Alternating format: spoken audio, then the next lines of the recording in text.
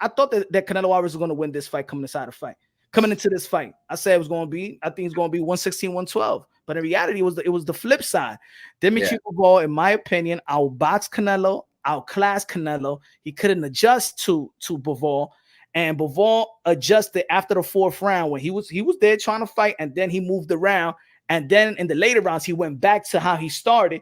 So Canelo just couldn't figure him out. He adjusted at the proper time. What do you feel about the fight?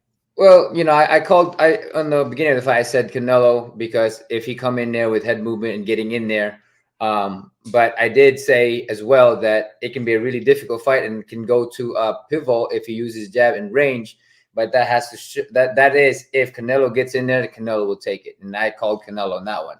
But Bivol did what he supposed to do: kept the distance, kept the jab, kept the combination. And did his thing, man. He did an amazing job. And the thing too is that, and I did this fighting at featherweight. When I fight in featherweight, I was slower. I sat on the punches more, and you didn't see as much head movement coming in from Canelo this time. Why? Because he was trying to sit on the punches so that he can land a big punch on Bivol, right?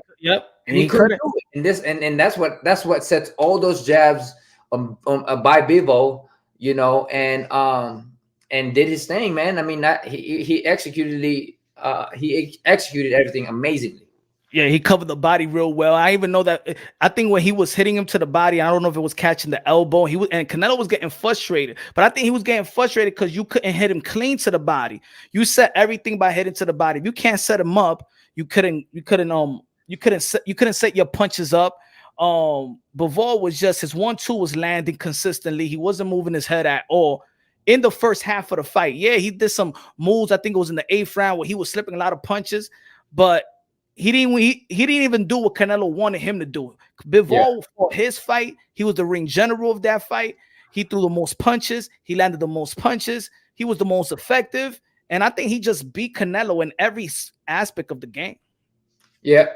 I mean, the jab, you name it. And again, going back into it, Canelo was just too small comparing to Bivol, because when they came in head to head, Bivol's body was still far away. And no matter how much Canelo come in with the body shot, guess what? It was being smothered, and he couldn't really land in the backside behind the arms like he usually does with other people. And I think that made the biggest difference, because usually Canelo would go hook, body, and shift off, throw the hook or throw the overhand. He'll move around, but I think he was just too small, put too much weight on, and got tired. And secondly, he was just a lot slower. Yeah. I mean, I don't necessarily. I think his defense lacked this fight. The reason for that is because if every time that he did head movement, he wasn't sitting down. Yeah. He needed to sit down to get the pop, the power. And I've been there when I was fighting featherweight. I need that pop. I need that power. So I have to sit on it. So that's what Canelo was doing. And that's why the head movement wasn't coming through like we usually see him in other fights. Do you think that he got too comfortable?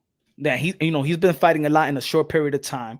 He beat, he fought Callum Smith, Eardrum, Billy Joe Saunders, Kalen Plant, the way he was moving, marching in.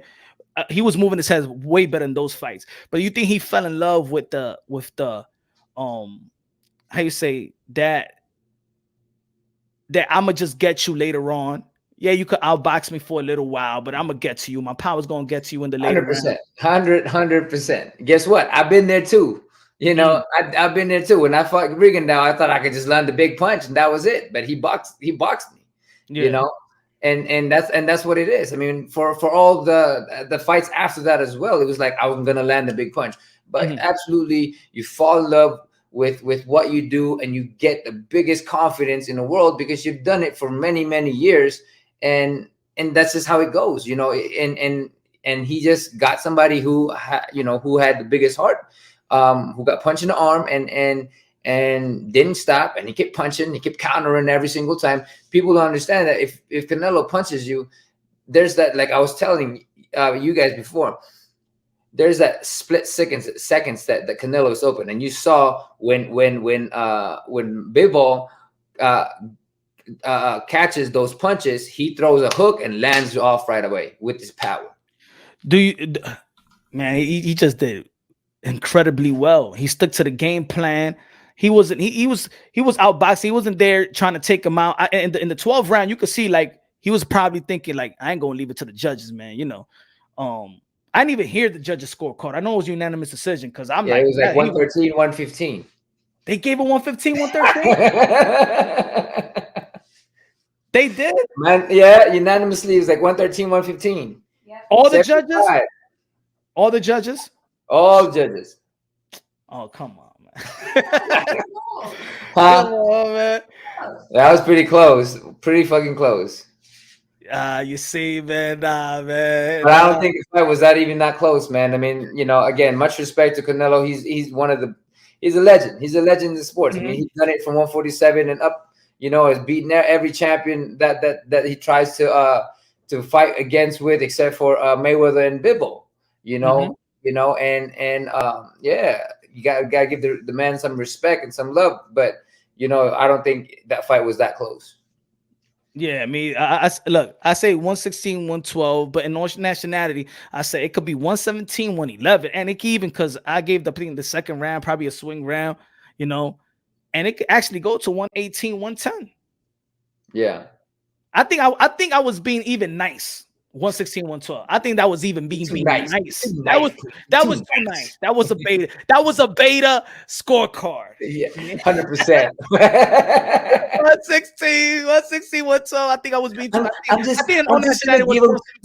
just want to be nice. So I'm gonna give him a little bit close rounds.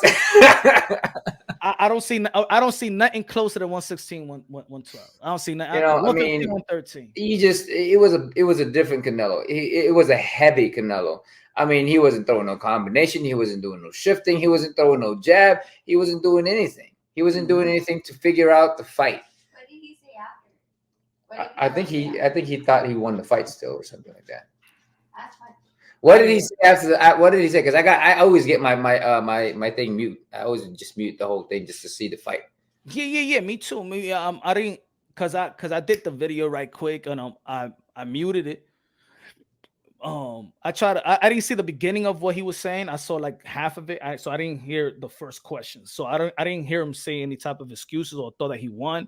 But I don't know, man. When you give a scorecard like 115, 113, you know what I'm saying? That I think that creeps into a fighter's mind. What do you think about that? When you didn't think that you outclassed the fighter, but when you hear a score 115, 113 or a split decision, I think that's mind fuckery. Excuse my language. I think that a split decision or things like that, when you probably lost the fight, it's like one just saw me winning. I only lost 115, 113. So I probably won that round that it was close. You know what I'm saying? Yeah. Man, it wasn't close. That fight wasn't close. I mean, Bivol did his thing. You know, he outpunched him, outlanded him. You know, in every sense, every round. He did an amazing job, and Canelo still kept trying to do it. You know, but the thing with Canelo was he was lacking a lot of the things that was known for Canelo: head movement, body shot. But I think the reason for that is Bivol was just too big. When they went head to head, just Canelo just couldn't dig in like he usually does. And every time he dig in, the wide body of Bivol was just smothering his punches. So how much you think he rehydrated Bivol? He did look big. He rehydrated a lot. That's for 200. That's 25 pounds. I mean, I seen it. I seen it 25 pounds. I'm pretty sure, man. I mean, you know, it doesn't surprise me for bigger guys. If I can do 15 or 20 at times before when I was fighting at 112, you know, I'm pretty sure these big guys can definitely go up to 200. Maybe I'll give him probably he came out, you know, maybe 193. 193. And a half. More.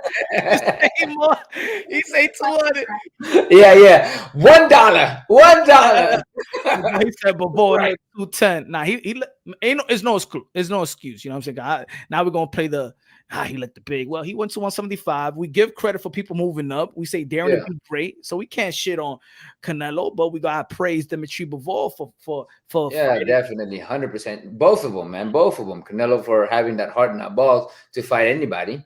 You know, at least bigger guys as well. At the same time, you know, you gotta go and give that credit to Bivol, who did his thing that no one has done. You know, Yeah, against Canelo in the sense of this time.